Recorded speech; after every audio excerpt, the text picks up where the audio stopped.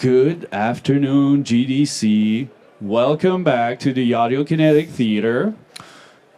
Welcome to this very special presentation from, I didn't memorize your name. I remember Tyler and Rodrigo from Insomniac. They're here to tell us about Haptic Feedback 101 and practical applications in Wwise. So, gentlemen? Cool. Well, welcome everyone.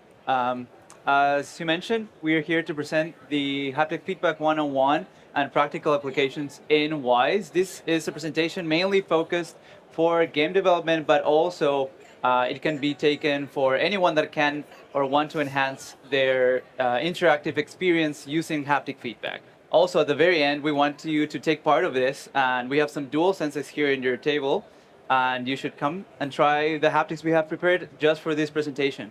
All right, to start, I'm Rodrigo Robinet. I'm a sound designer for PlayStation Creative Arts, and to my left is Tyler Hoffman. I'm a sound designer at Insomniac Games. I designed in most of the haptics in Ratchet and Clank Rift Apart, and then I had the opportunity to lead a team with Rodrigo as my right-hand man on Marvel's Spider-Man 2. Literal right hand. Literal right, yes. You're also to my right. So what we're going to be covering today is we're going to start with a one-on-one on haptic feedback. We're going to be covering everything about the foundations of how we create and how we use haptics, especially with the DualSense controller from the PS5. Then we're going to be covering some haptic pillars that we've come up to while working together. Then we're going to go into a Wwise project that we have prepared only for this presentation. That's going to have a lot of haptic assets and some mixing and authoring we've done for this presentation. And finally, we're going to do the demo where you can all come here, come feel those haptics with the DualSense. And the goal is hopefully in the near future, you can take this demo and download it and experiment for yourselves what we've created and hopefully work it into whatever you're working on. All right, so an overview on, sorry, I'm getting close to this. An overview on what haptics are. Let's start with the basics. Well, specifically for the DualSense, so haptics are like the next gen or current gen at this point term used for rumble or vibration in media. And we have newer types of devices in these pieces of hardware like the DualSense, like actuator motors and transducers, which convert sound to vibrations through these motors or devices, making the plastic of the controller you're using shake. This makes sound a more physical experience, immersing players deeper into whatever experiences or games you're creating. And it's just a total new way to immerse players. Instead of small vibration, large vibration, small, medium, large, whatever, it's just you have a whole range of frequencies you can work with to just make different haptics. And we believe the PS5 DualSense is the best catalyst for this generation of haptics, but after talking to some people here, there's a lot of cool new things around that we haven't heard of. So I'm glad haptics are starting to get the attention it deserves, and it's an exciting time. All right, so some tech specs about the PS5 DualSense. I will hold my controller here. You can look up there. There's a linear actuator motor in both the left and right grip, so one here, that convert sounds to vibrations.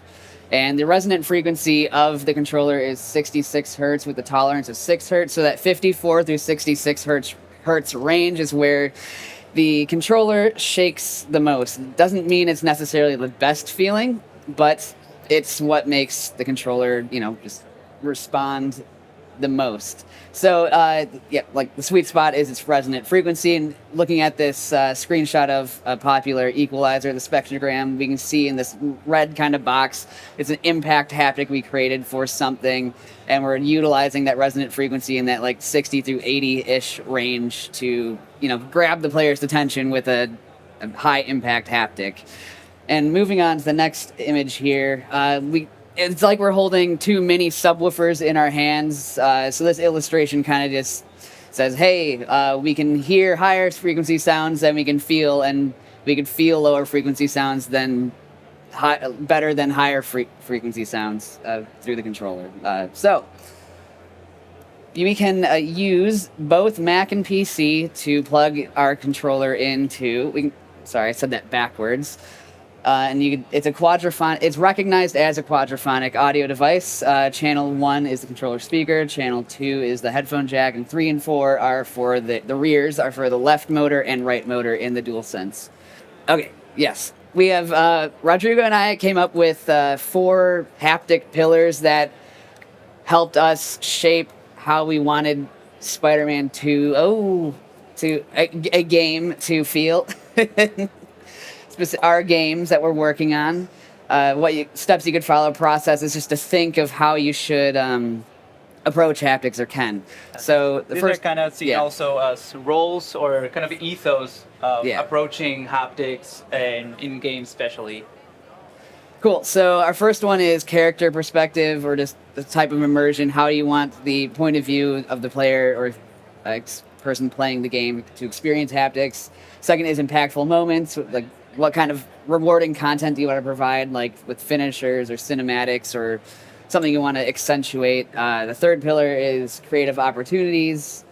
And then the fourth is for thinking about accessibility and seeing how we can enhance accessibility options to make more people be able to play our games. All right, the first pillar is character perspective. So what does it feel like to be the playable character? These are questions you can answer when, what type of game are you creating? Is your hero, is it first person perspective? Is it third person? Is it a multiplayer game? These are the choices these are questions you ask yourself when going through this pillar process, I suppose. Like, for example, locomotion, like we have left footstep, right footstep haptics for when characters are walking. And if you change the camera, do you keep the left on the left, or if the left foot's on the right side of the screen, do you keep that character perspective within the controller?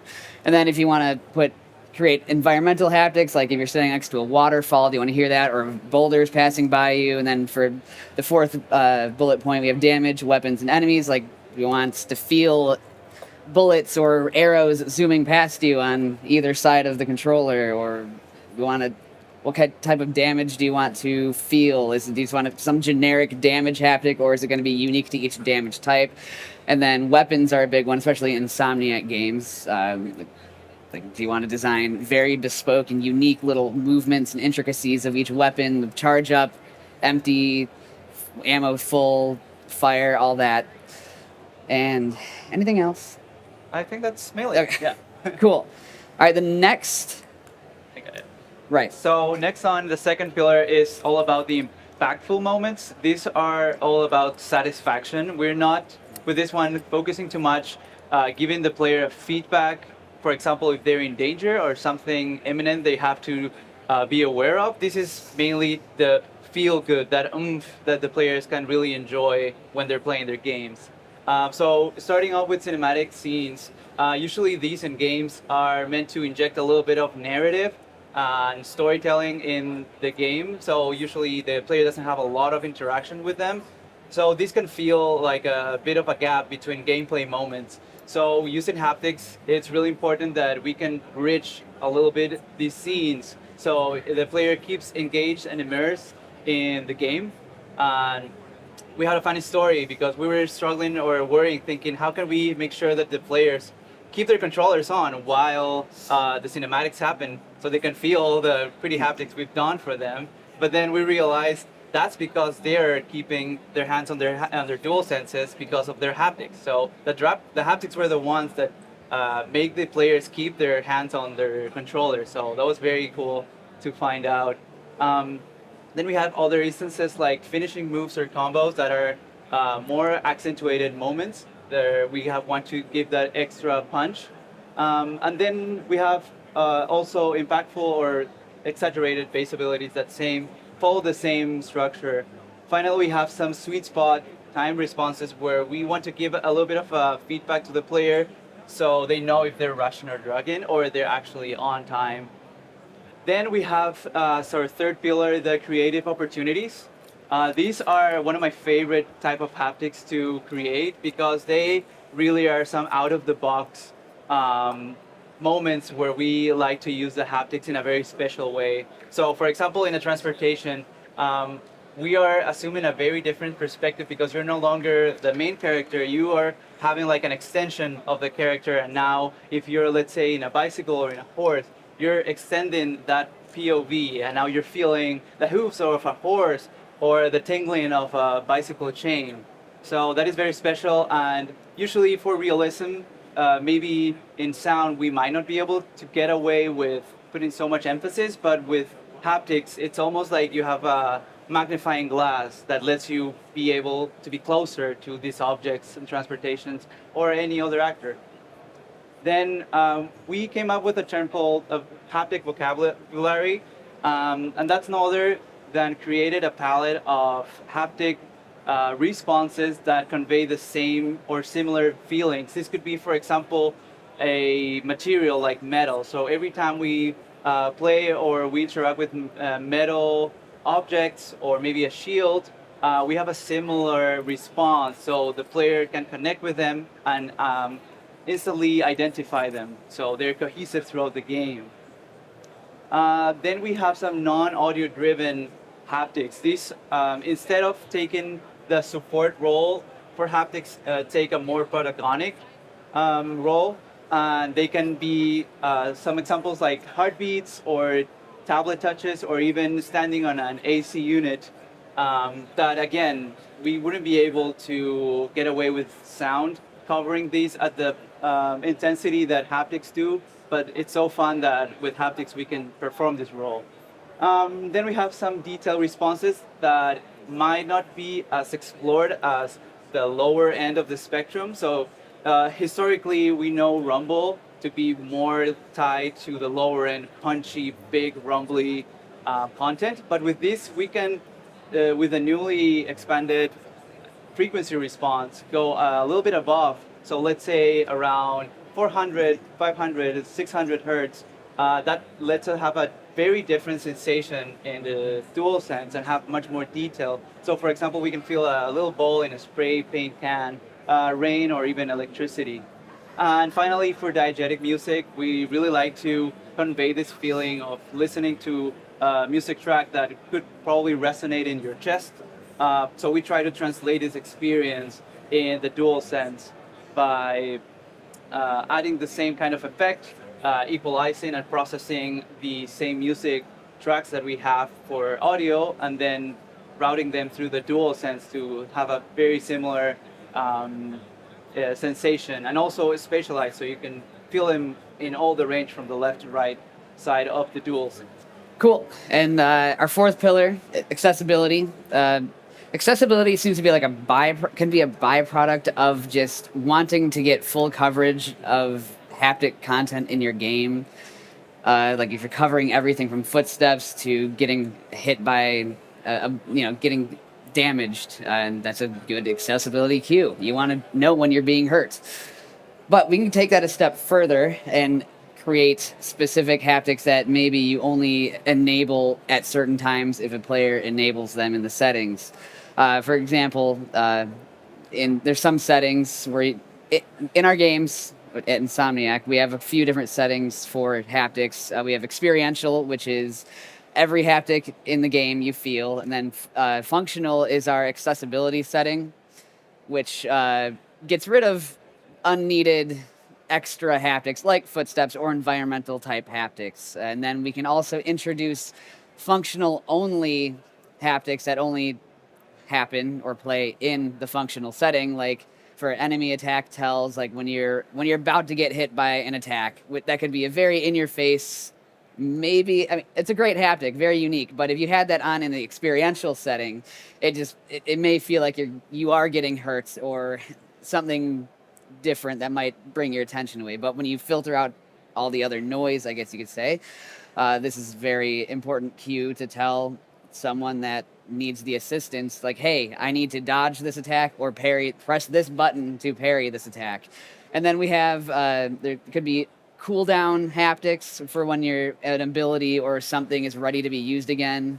That could be panned across the controller depending where like the UI is on the screens to help the player realize, okay, the ability that's in my right hand on one of these buttons, that haptic has been triggered. I can use this move again because the haptics told me to.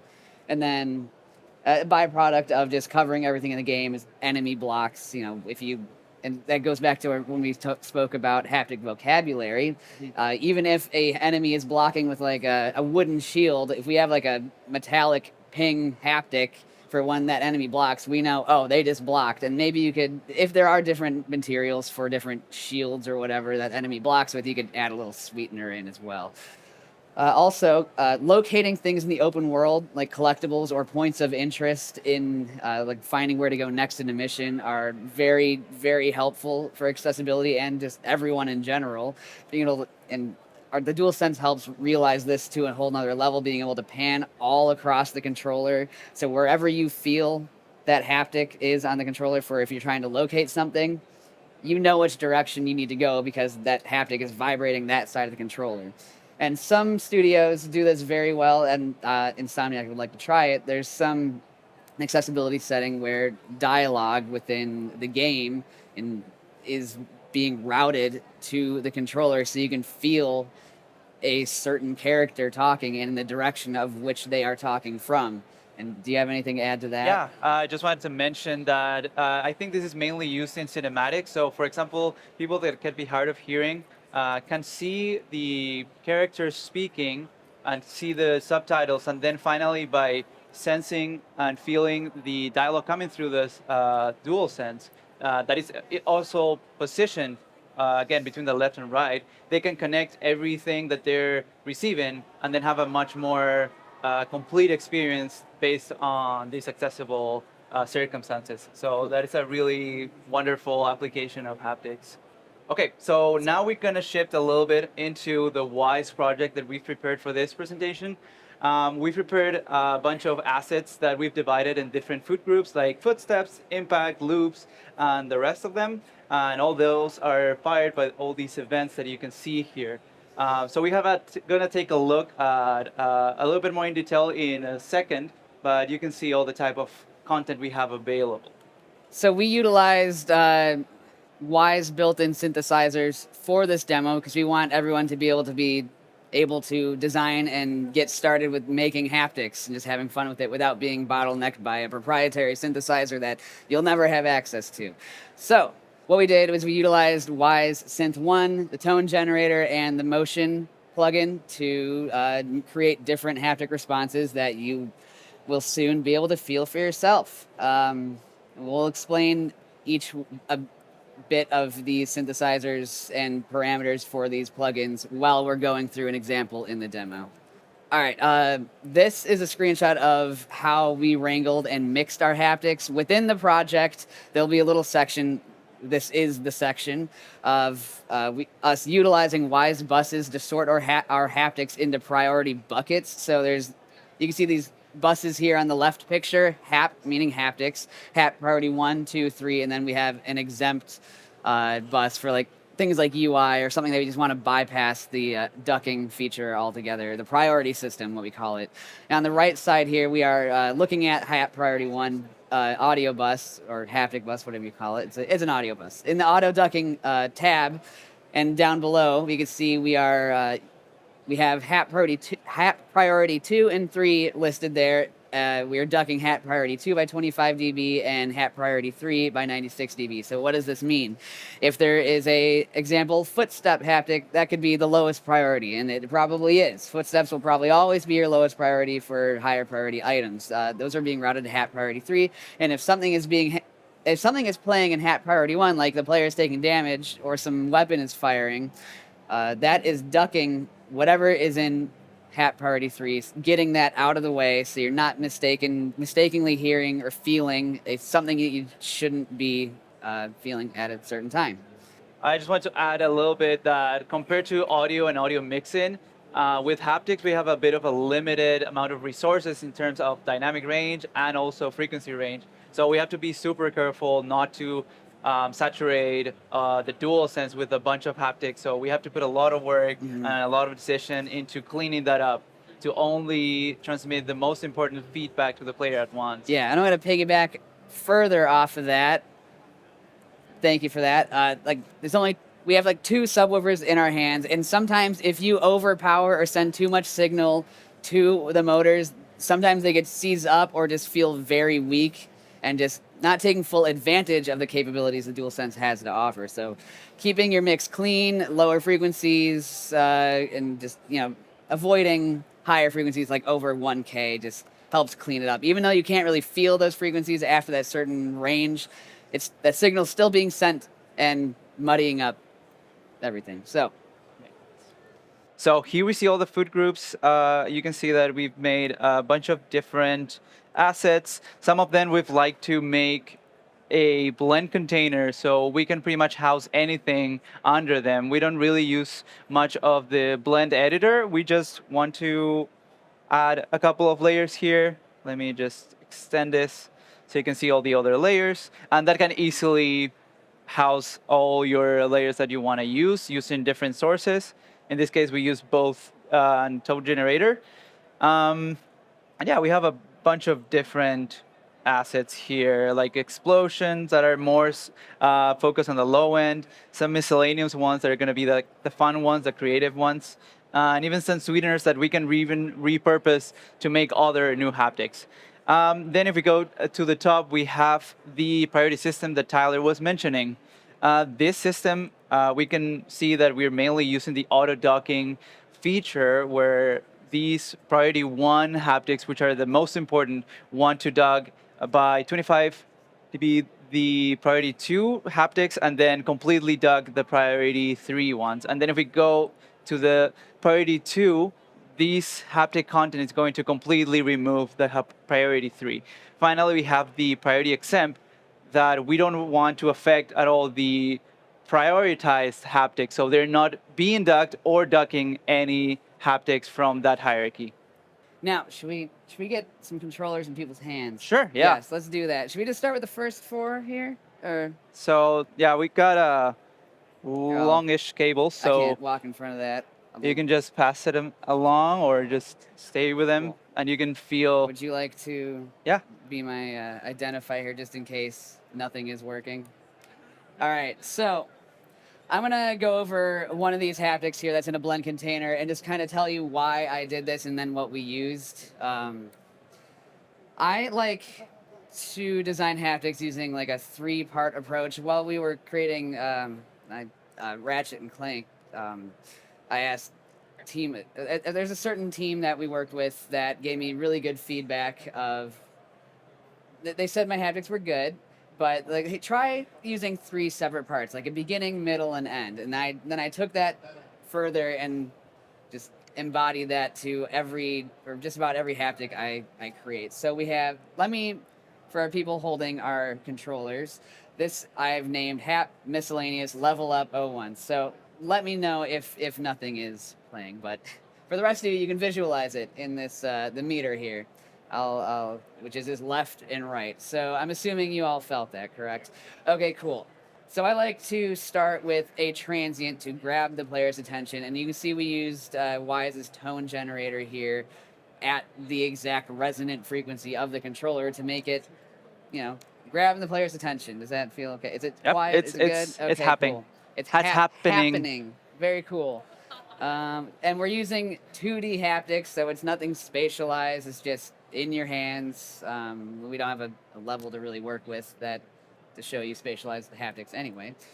So with our middle, our body, here's that. To make space for these haptics, I chose to have this haptic only on the left side just to make it not compete with the tail that I have only to the right side. It probably wouldn't be too bad, but I just like to create that space so you're taking advantage of the full controller, and the overall is, you're leveling up. It's nothing positioned, and so the body here, we're using Synth 1, and this has, we're using the base frequency of 182 hertz, so it's decently high, and then we're transposing down in cents, right? Yeah. We have 2 oscillators, a sine wave just at 182 hertz, and then a square wave at whatever that math is there.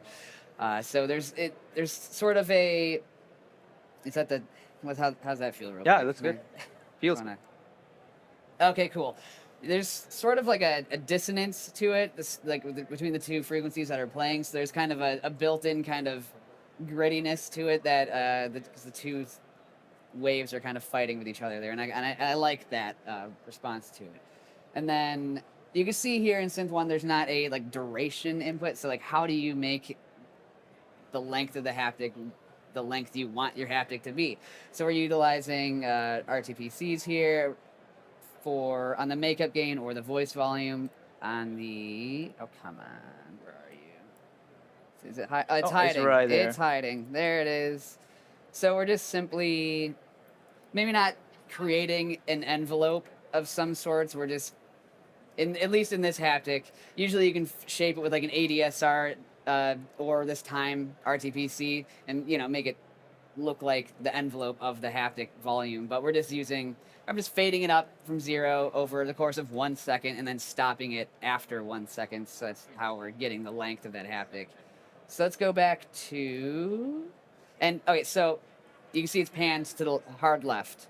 So I have in the positioning tab, I always set my speaker panning to balance fade, even if it's a 3D haptic. And I always go to like my master actor mixer for haptics or the blend container here. And I like to start at Y is 0 or X is 0, Y is negative 100. And you can see here and feel that it's panned to both. But using the speaker panner, you can pan it accordingly. And even if it's not the nature of the DualSense, it's still like if it's almost fully left or right, you still spills pretty heavily. But if you do that, it's only in that space, and it's helpful there. So let's go to the tail real quick. We are using another Synth 1 instance at 411 hertz. 2 sine waves just additive with each other, and there's a little bit of movement in the haptic there. You can feel. And how we're doing that is going back to the RTPC tab. I like to use, you can see the length of this is shaped with a time modulator. Then there's an LFO RTPC on the makeup gain to give it that warbly bit you can see at the end there, so I'm just using a sine wave at a decently fast frequency to control that volume. And then so the combination of it is that.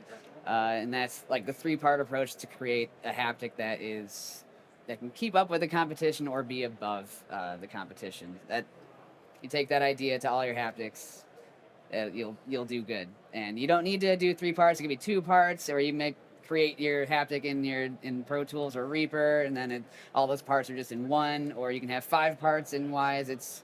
The sky is the limit. But my tip is to make your haptics breathe and move with RTPCs such as LFO on the panning or LFO on the makeup gain, just to make it stand out against previous generation rumble. Also, it's important to mention that Wwise gives us a lot of tools to manage the low end, the high end, even the pitch that can be very dynamic when we're creating haptics. So for example, with this, we like to cut a little bit of the high end by engaging a low pass filter. And that helps us, again, reinforcing the whole ethos of making sure that we're making the best use of the small range that not that, but compared to audio, smaller range of frequency range. We can make sure that we're cleaning up and we're getting only the best and the meat of the haptics going to the controller.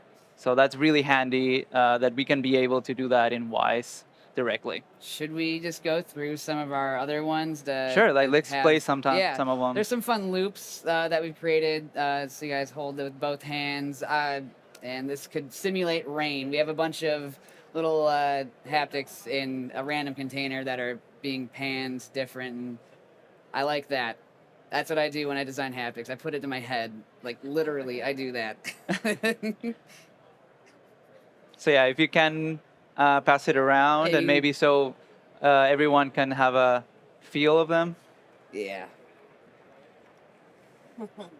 So with this rain, it might stop for a moment, so I apologize. With the rain, we're just using a bunch of little instances of Synth 1 and changing the oscillator frequency to give it some variation. Then we're also using the pitch randomization on the random container to add more variation. And Should I go to chain Yeah, slide? let's Here's cycle a- through the rest so here's they can have a like lift and look. chain being dragged on the ground using synth 1 again, but with a lot of RTPCs. So the pan left and right modulator. So I could change that panning. So now it's slower with panning, and I can also make it. The makeup gain could be a little more extreme or slower. Change it. There's so much you can change. All right.